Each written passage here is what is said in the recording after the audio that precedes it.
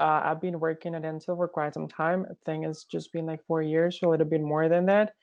And these 4 years, it has been, or I have been in the human resources department. So I've been doing a little bit of everything. And thanks to that, now I have some background and some knowledge in it. And that's what I want to share with you.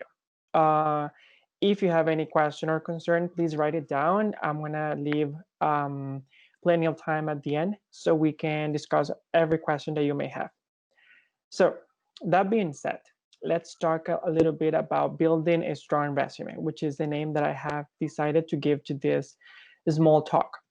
So this is the agenda we're going to have. We're going to have a definition on what a resume is, aspects to consider, keep in mind, and questions. So starting with the definition, why do I think it's important to have its definition? Well, pretty much the reason why is because, well, let's read the definition first.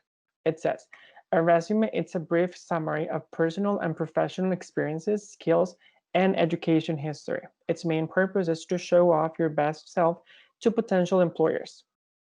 So the part that I like about this definition is where it says to show off. And the reason why I picked this definition is because sometimes when it comes to a resume, we just see it as this small car, like the ones that we use in the supermarket, and we just put everything there, and that's it. We do not pay attention to how it looks, to what it's inside of it, and how important everything that I add there is. Because and actually, it's pretty vital because every point, every aspect, every skill that you add there will be looked at by a recruiter, and that could be a determining point in helping you to get an interview or being rejected without even getting the interview. And that is very common. In today's world, for example, at Intel, we open a requisition and we can get 100, 150 people applying for the same position. For that idea, for that reason, it's that we need to really make sure that our resume is as polished and it stands out as much as possible. Okay, which are some aspects to consider? So sometimes when we create a resume, there are people that they have these incredibly long resumes, and that's completely inappropriate. Recruiters do not have the time to look at every page of your resume. So the idea for resumes is to be no more than 2 pages long. If it's three, then there are things there that you should probably remove or try to see how you accommodate them for them to really work. Then something very important is that every detail that you add there, every piece of information must be up to date. So for example, if you decide to add any references, these people need to be aware that they are in your resume. It's important to update this. If you have, I don't know, let's say a teacher that maybe taught you in first year and you're already in fourth year, maybe it's about time to be changing that contact. Then if you have an email account and you just change it or you don't check that email account regularly, then it's important for you to change it as well and to have one that you actually checked, not on a daily basis, but at least every 2 or 3 days, especially if you are applying for a job. Then when it comes to email accounts, it has been determined or stated that the proper email accounts to have on a resume are Gmail or Outlook. If you have any account that is, for example, Yahoo or Hotmail, those are no longer like, it's not like they're not accepted, but they are not like well seen. Like they just look very outdated.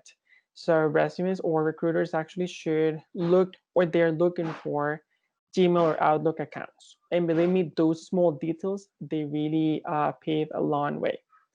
Then experience. It's very important to add experience in your resumes. And something important is that experience can be pretty much anything. So if you worked at a coffee shop, if you help your aunt in a store or anything, it's important for you to add some description of it because this is what will help the recruiter to determine if you are a suitable match or if you are not. Then there must be contact information. A minimum would be a phone number and an email. So sometimes people, they just add an email, and then it becomes like a tremendous struggle for recruiters because they need to send an email and then through the email to ask for a phone number that they can use to contact the person. So please add an email account and also a phone number that you can be reached at, because sometimes they first want to have this phone screening or phone interview, and after that they prefer to move into the depending on the result of that one, you could move to a formal interview with the hiring manager and other people, or you may not. Something very important is that since as you know, as days go by, people are getting more and more prepared in certain areas. In companies, they are looking for much more than people that they just know about that specific area or field. So for that reason, if you have any extracurricular activities like volunteering, if you were a class president, if you were, I don't know, any of these things that maybe we did either in high school or in university, those are important things for us to add there. Of course, the idea is not to have like 30 or 40 different activities that we did, but we can select a few that are very important or that they really stand out and add them there. A very important point here is that we need to tailor our resume according to the requisition. A requisition, it's how we call a job position that has been open and that requires a person. That's it, the official term. So what do I mean by this? It's very common that people, they create one resume and they just send it to, let's say, 20 or 30 different positions. And these 20 or 30 different positions are not the same. They are very different one from the other. So this is something that sometimes we just don't want to work on, but we have to if we really want to land the job. So what we need to do is we go to the job. Uh, every company is going to have the job posting. So we look, we read what they are looking for, and then we look at our resume and we say, are we really matching this job requisition? Like what they're looking for in this job requisition is the same that it's found on my resume. And if it's there, then you can use the same resume. If there are some things that you can change or adapt, I would actually recommend to go for it, because these small changes, adding a skill, removing a skill, or working on these small details can really help a recruiter see if you are a suitable match. Sometimes in some requisitions or some companies, recruiters have so many requisitions assigned to them that what they do is, for example, they are looking for, let's say, an expert in business administration. So they go and they say, okay, we're looking for these 5 different skills. I don't know, let's say teamwork, then English level, then knowledge of, let's say, maybe SAP, which is in a specific program, or also, I don't know, Excel knowledge.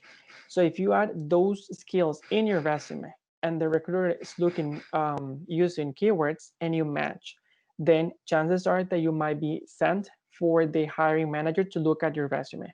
And once there, you are one step closer to get a phone or face-to-face interview, which is exactly what we're looking for. Once we get that we are already one step inside that specific company.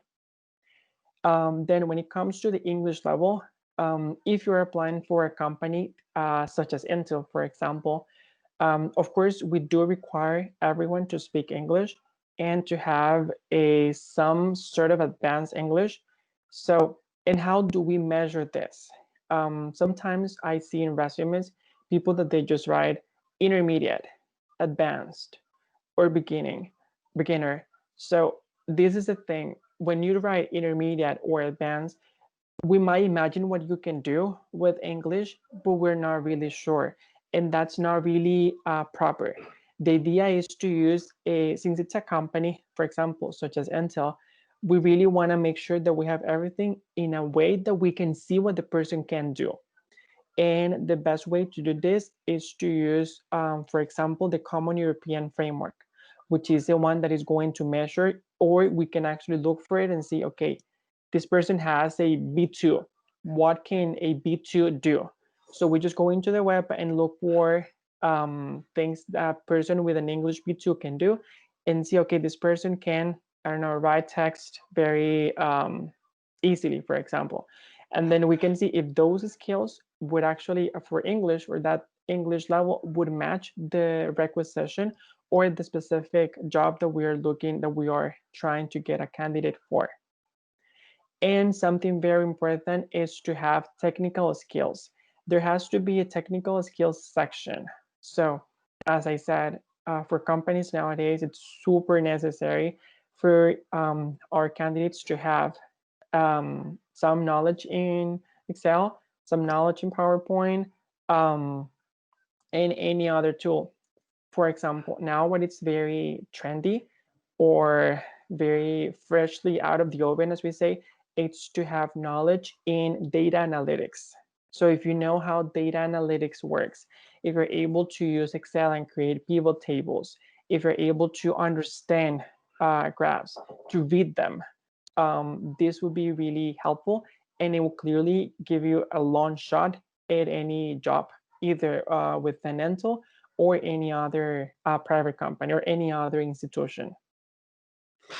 Okay, some things that you need to keep in mind. So make sure you have an online presence, such as LinkedIn or other sites. In the past, maybe this was not very common, but nowadays, LinkedIn is one of the sites that is used the most for recruiters. If they are just looking for candidates for a specific requisition, they would just go into LinkedIn and start looking for people. So that's why it's not mandatory, but it's very important to make sure that we have a LinkedIn account. And most importantly, that this LinkedIn account is the exact same copy of our resume. So why am I saying this? Sometimes people open a LinkedIn profile and they added some information, but it's not really updated. So they just leave it there and then just go and create this amazing resume, but they look super different. Maybe the last time they updated LinkedIn was in 2010, and 2020 they're looking for a job, and the recruiter is looking at both things, and the recruiter is, what should I believe? The resume I just got or the LinkedIn profile? And believe me when I say that it's very common for recruiters to look into the LinkedIn account. So it's very important for you to have one and to have it updated. That would increase a lot your chances of getting or being contacted for a job, because that is actually very common as well. If you have a very strong profile on a specific area, it will be very common for a recruiter to just get in contact with you and tell you, hey, we have found that your profile matches this specific requisition. Would you like to apply? And that's how you can actually change your job in case that you were interested. Then something that we might think it's a bit silly, but actually it's very important. It's the font style. Sometimes we just use these crazy font styles or these very unique font styles. The idea of a resume, it's a work document, so it's very important for it to be, it can have this kind of like modern style, but the idea is for it still to be formal. Then regarding experience, sometimes people, they just add, I don't know, expert in I don't know, let's say sourcing. So, but maybe in other companies we don't know what sourcing is. So when it comes to experience, it's very important to not only add the company name and the start and end date, but the roles and responsibilities. So you can have 3 or 4 small sentences explaining which were your roles within that specific company. So for example, you can write, in charge of data analysis, in charge of For example, now it's very trendy to talk about Great Place to Work, which is a certification people from companies are getting, and companies are trying to also have within the company. And all of this will really matter to have these small definitions or statements on what you did in that specific role, when you started, when you ended, and of course the company name. Then including both soft and hard skills is a must. In the past, maybe it was more useful just to have like hard skills, which is, for example, knowledge about Excel or knowledge about SAP or any other specific tool or program.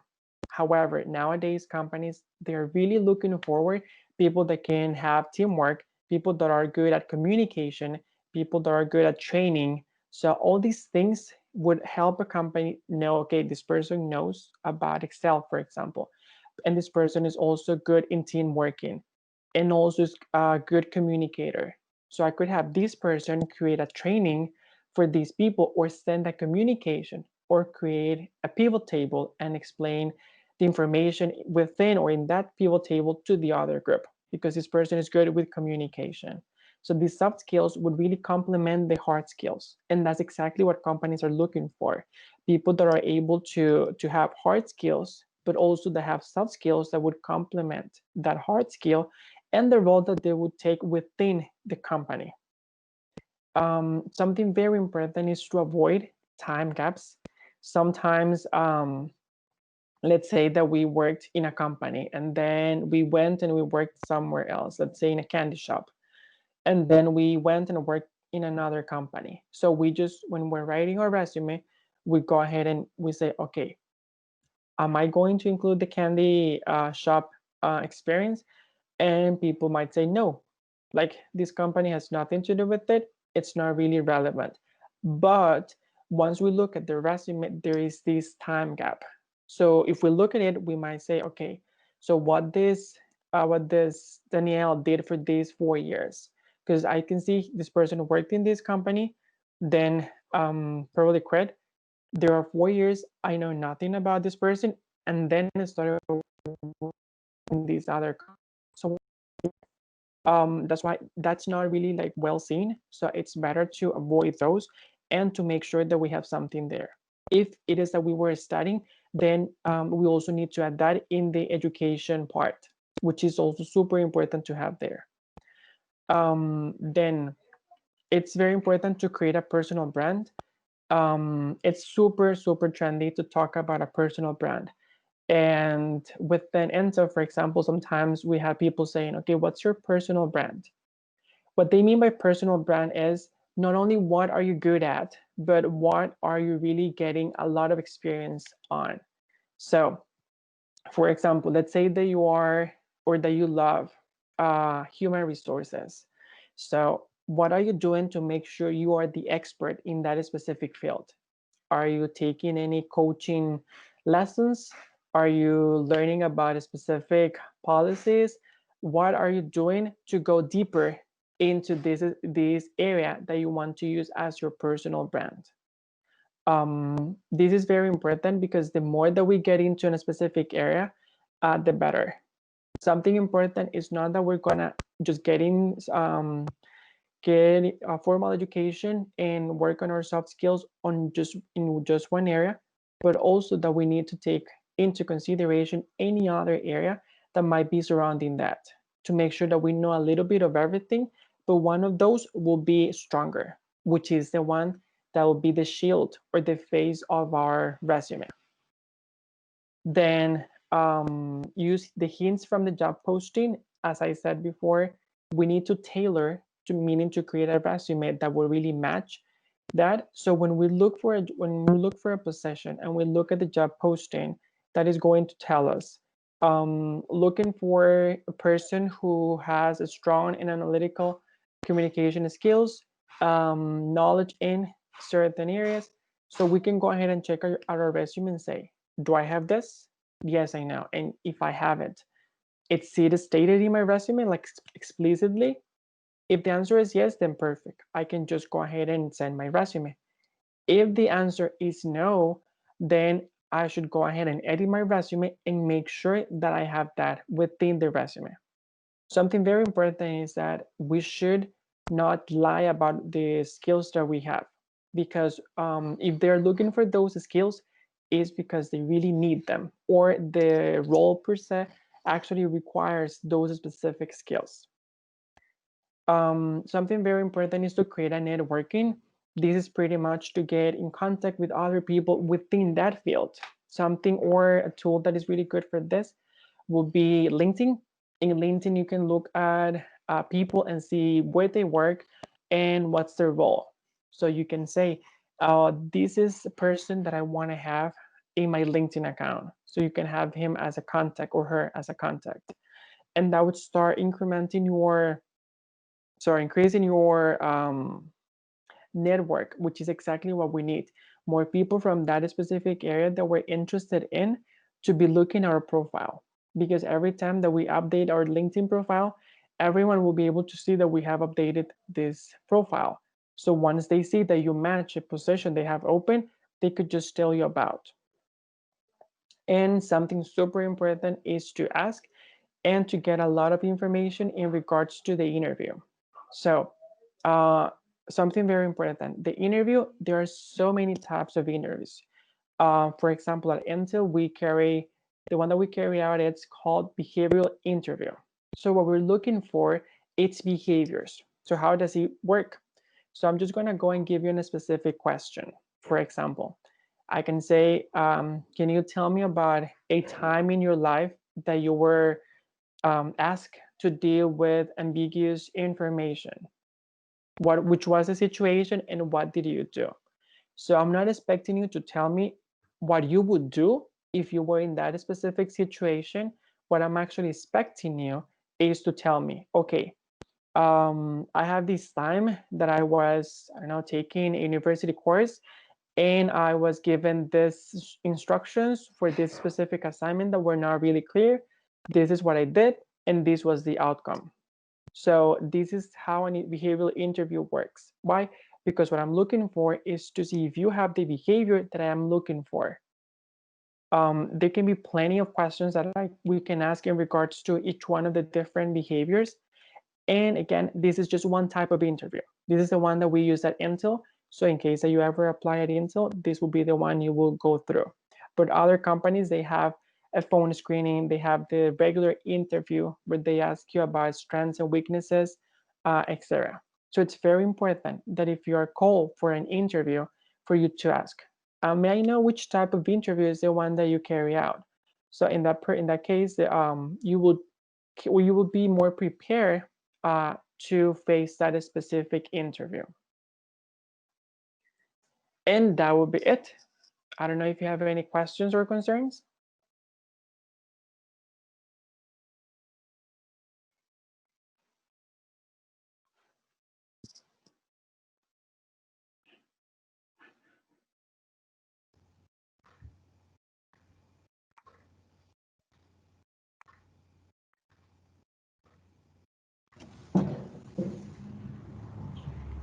I guess we don't. Well, I do have one, Luis.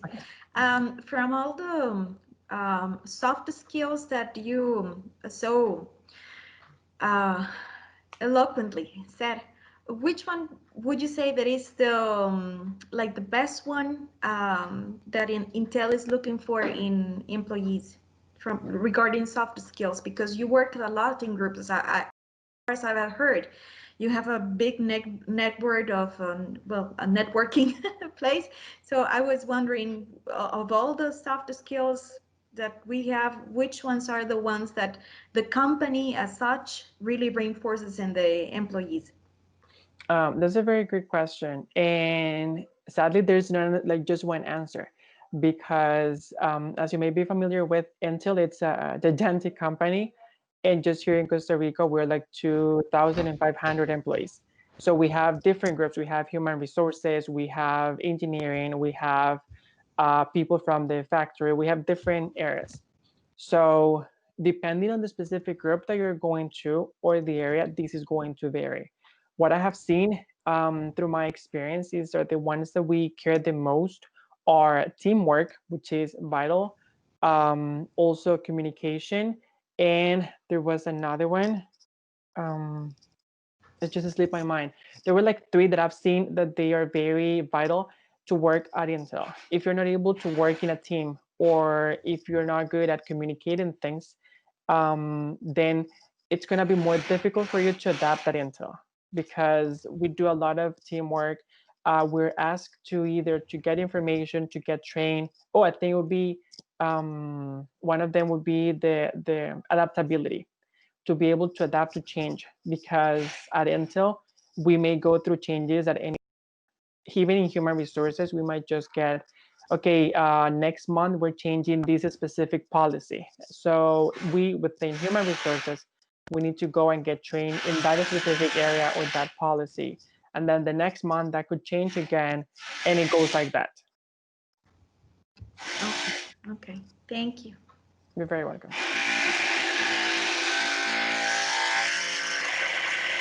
Sorry for the background noise. Okay, no problem. Okay, I see some people raising their hands. Tell me. Yeah. Well, I also have a question here, because here we were talking about the CV, right? But there are some companies that ask for a cover letter. So is this the case? Because I think some people do not know the difference between a CV and a cover letter. Yeah, there are some companies that ask for that. I don't know within Costa Rica if we have several. I know that Intel is no longer asking for them. And as long as you present your CV, which is strong, that would be more than enough.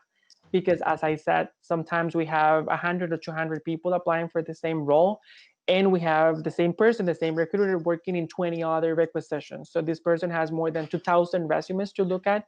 So cannot be like reading every cover letter or every resume, like, you know, like very detailed as we wish they would. That's why the resume in itself is the one that is really strong, or has to be hopefully very strong. Sure. Then we have another question here. It says, ¿compartieron algún formulario?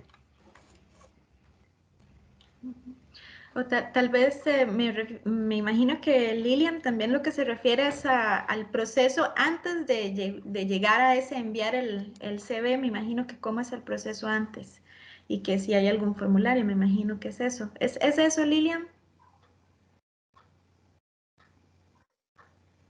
Si nos puedes responder ya sea por el chat o por micrófono.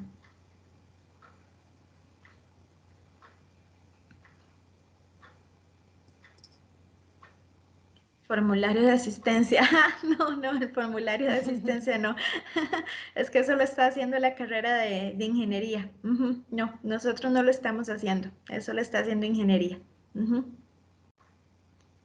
Ok, pero bueno, la pregunta sí estaba muy válida. No, ¿Qué pregunta eso? I did raise, yes, Okay. I did raise my hand because I have a quick question. How important is for a person who is applying for a job in Intel to speak another language? I mean English in this case, because I know that, for example, my cousin, he works on Amazon and he works on the Alexa department. But he told me that yes, he applied for the job. They asked for a second language, but when he's working with Alexa, he told me that he did not use English at all. So I don't know if Intel really asks for this, and then you apply your English in your work, in your daily work, or is it kind of what happens with Amazon and the Alexa department? That's a very good question, and it also depends a lot on the specific department that you're going to. At Intel, we do use English a lot, and we do require English because the logic that we have behind that is that sometimes we're hoping for you to grow within the company, and it's very common for us to have meetings with our let's say hierarchy, like the boss. It's in the US, so we might need to have a face-to-face, or they might just come and visit. So you could have your boss from the US sitting next to you when we are on site, seeing everything that you're doing and asking you questions. And if you don't speak English, then you're not going to be able to answer nor understand those questions. So in my specific role, it's completely necessary because I actually help employees with their concerns on a daily basis. And most of our concerns, or most of their concerns, come in English. But I also have lots of meetings, and usually any training, like as I mentioned before, like any policy that is changing, the documentation and everything is in English. So we do use English a lot on our daily basis. Perfect. Thanks. I think that Melissa has a. Yes. Yeah, I think that Melissa. Yeah, sure. I think that Melissa has a question. Melissa.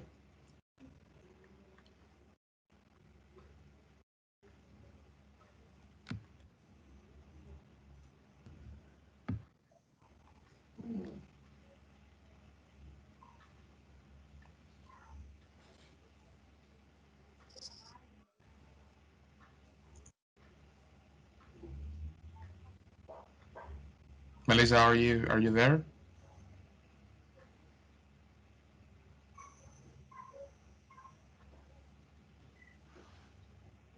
In the chat. Yeah. She's typing on the chat. What is your question, Melissa?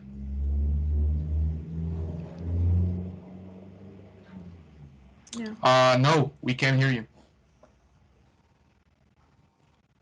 Don't worry, we wait for your question. Just type it. Just Don't type worry. it and yeah, type it and we will read it.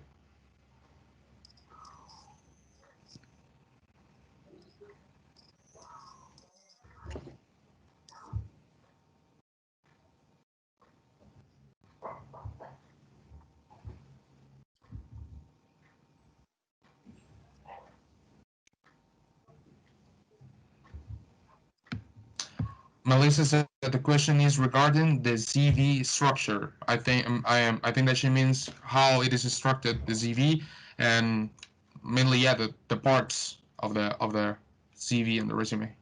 Okay, that's a very good question. So it shouldn't have like too many parts. You should have one area for, of course, the contact information, which should be like in the top part, your name, your email account, your phone number, and then your LinkedIn profile, for example, if you have one.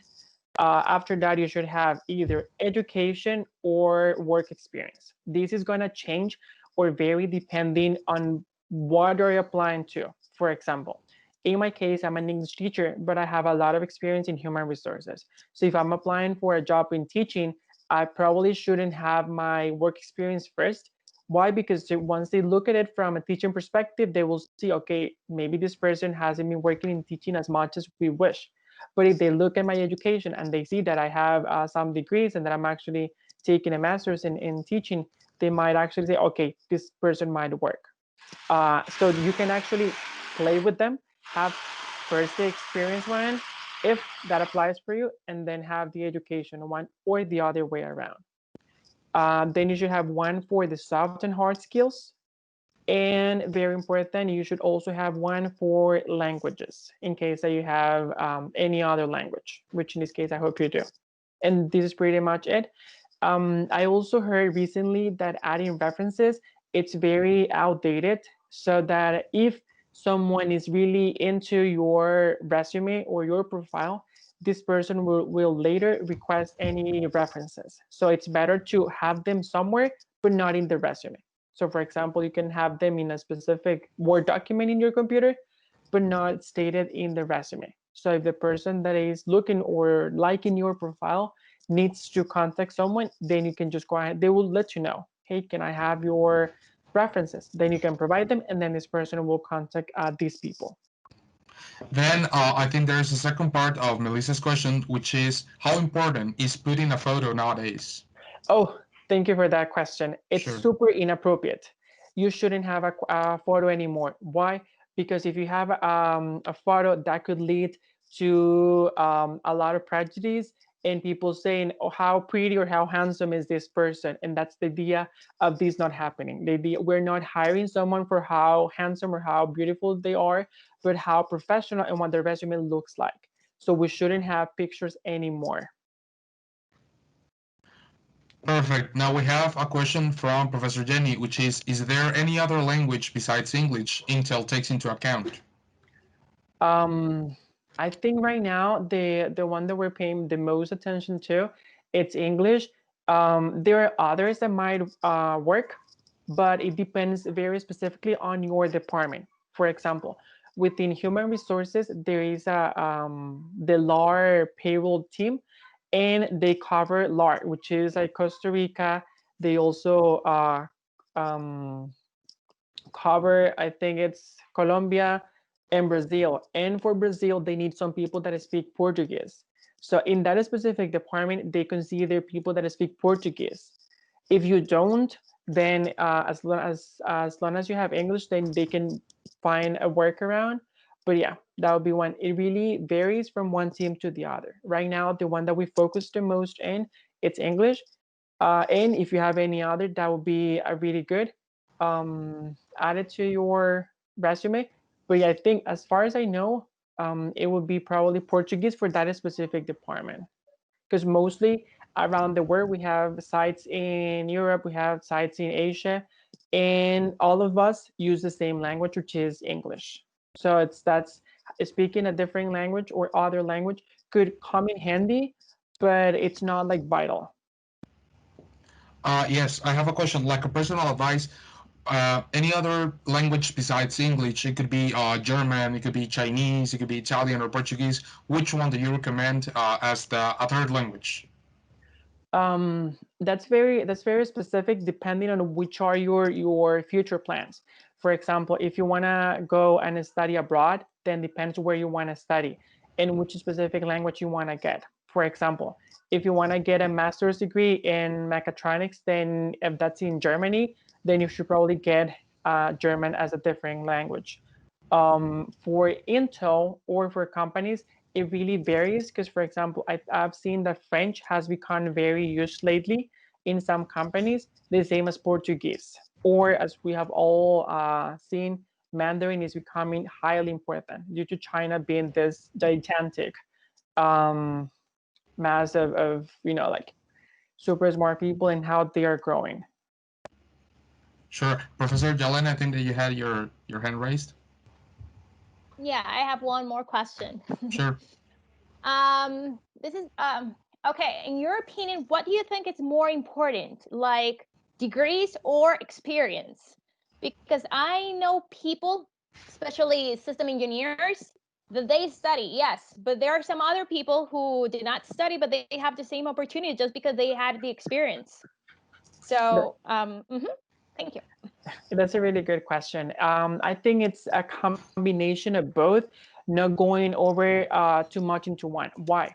For example, at Intel, we look more at your skills than at your degrees because you could have a degree on, let's say, mechatronics and know pretty much nothing about it. So what we're going to look at is pretty much what you're able to do. And that's why we have this behavioral interview, which is going to tell me which behaviors you have, which could match the role. Of course, degrees do matter. So for example, if you have regarding from getting into any company, if you have a bachelor's degree on a specific major, your salary is going to be one. But if you have not graduated from that bachelor's degree at least, your salary most likely could be less. So for example, let's say that I think your name is Elena, right? So let's say that Yes. Jalena and I, we are applying for the same role. And Jalena already graduated from a bachelor's degree in business administration. And I'm still studying, and we're applying for the same job. Even if we get accepted, it's very common for Jalena to have a higher salary than mine, even though that we're going to do the same specific role, just because of the fact that you have the degree, you might get a better salary. Something important is that once you are within the company, you're not going to get a better salary if you get another degree. That's why once you're inside, what we care about is the skills that you have, the experience. And nowadays, it's better for someone to have, let's say, for example, a licenciatura and then have other certifications like, I don't know, Excel, uh, PowerPoint, I don't know, let's say Cisco in the case of maybe a little bit of engineering, etc. And then having a master's degree on just one specific topic.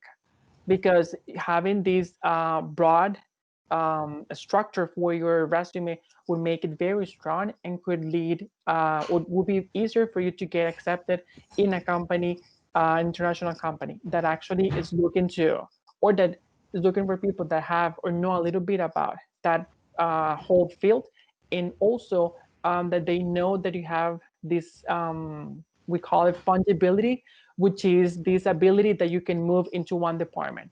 So if I know, for example, that you know about, let's say, data analytics, and you also know about coaching, I could move you from a department that does analysis to a department that helps with the coaching of how these analyses are given to the employees, for example. And you could be growing in the same company and getting way more experience, sometimes even a bigger or more like a juicier salary. And you could even be sent to other countries for training and stuff. So it's a combination of both, not just having a one degree, let's say like high school degree, because that one is of course no longer enough, but having like a university degree and having several other certifications or skills that you develop.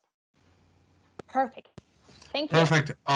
We have another question from Professor Jenny. It says, "What are the chances people without experience, just like finish their studies, have to get a job at Intel?" Okay, for that one, that's a really good question, because as I said, the interview that we actually carry out, it's called behavioral, because when I ask you for a behavior, what I'm looking for is to see if you have that specific behavior. So when you're giving me the example, we usually tell our candidates, we're not only looking for work experience, we're also looking for, it can be any university experience that you had or any personal experience. So if you were, for example, if I'm asking you about this ambiguous information, so if you go and you give me an example saying, okay, so I had this project at university, it was the final project, and I was doing this and this happened. That is not a work experience example, but it's a university example, and that works. Why? Because at the end of the day, what I want to find is if you have what I need for that specific role. In my case, for example, when I applied for human resources, I had no knowledge about human resources. I was clueless about it. And I remember that was one of the questions that I was asked. I was like, you have a very paved road towards English teaching, so why are you moving into human resources now? And I knew, or I suspect that question could come up. So I actually did a lot of research in human resources. I found similarities between teaching and human resources, and I had this very strong answer to provide. So at the end, what they all they want is to see if you have, or if you could be able to perform the role that they have open. Sure. Roger, thanks. Roger Zuniga asks about LinkedIn. There is a section to introduce myself. What kind of information should I provide in there? Since this is a way for recruiters to see just important information about the person. Thanks in advance. Okay. Yeah, in that section, what you can write, it's a small phrase that would define who you are from a professional point of view, and also what you're looking for. So, for example, you could say, I don't know, a passionate and skill, I don't know, let's say English teacher or business administration expert looking for, and then you write exactly what you're looking for. The idea is not to write something as specific as looking for a job in, but looking for opportunities to challenge my standards, for example. Or of course, these are not like probably like well stated examples, because you of course need to work a little bit harder on the writing of it. But the idea is to write that, like to define who you are from the professional point of view and what you're looking for. Like, do you want to be challenged? What type of challenge are you looking for, and stuff like that. Something important, just adding there a little bit, is that something that maybe we might think that it's not really appropriate, but that is happening, is that our interaction with social networking, such as Facebook or Instagram, actually plays a key role. Why? Because if I sell myself, because when we create a resume, we are selling ourselves. So if I sell myself as this a specific person, and by any chance the recruiter goes and finds my Facebook and the person says that I am the opposite of it, then they might think I'm lying in my resume, and that could really affect your reputation and could really hinder any chances of me getting an interview. So I'm not saying don't post anything or don't have social networkings. Of course, you can. Just be more careful about it, because sometimes you might not think that they're looking at, but they really are looking at all those small details. Because for a company to hire someone, it's very expensive to have, like, they have to pay the recruiter, and then you have the ramping process, which could last from 3 to 6 months, and then your salary. And usually private companies, they have way more benefits, so they might have bonuses, they might have other things that you're getting. So you are a very expensive employee, and for that reason they really want to invest time to make sure that the one that they are hiring is going to be a suitable match for it. Perfect. Thank you. Any other question? Please raise your hand or type it just on the chat. Opinions, thoughts.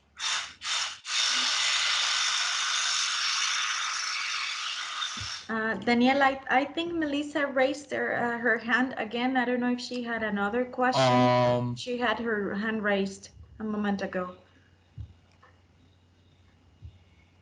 Well, Melissa, do you have another question?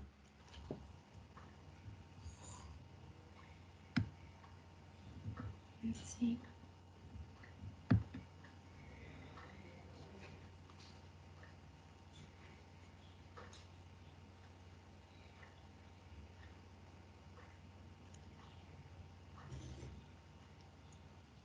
No, sorry, the app is not working. Okay, no problem.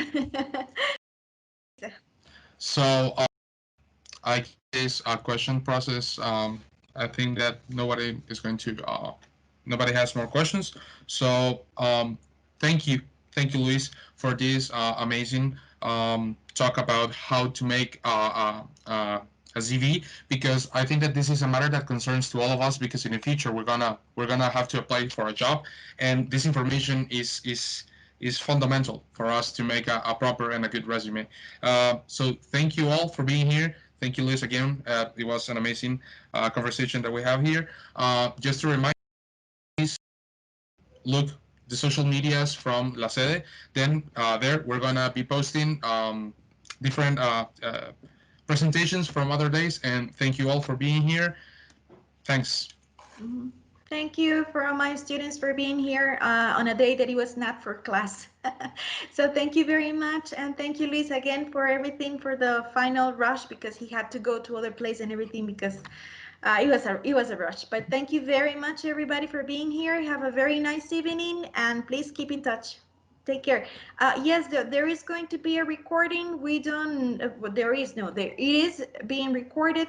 We still haven't decided exactly how we're going to be publishing everything, but just pay attention to the social networks. Okay, guys, just keep connected, and I'm sure that we will let you know during the week how all the recordings for all the different talks are going to be published. Okay. So that would be everything. So have a very nice evening and take care. Thank you.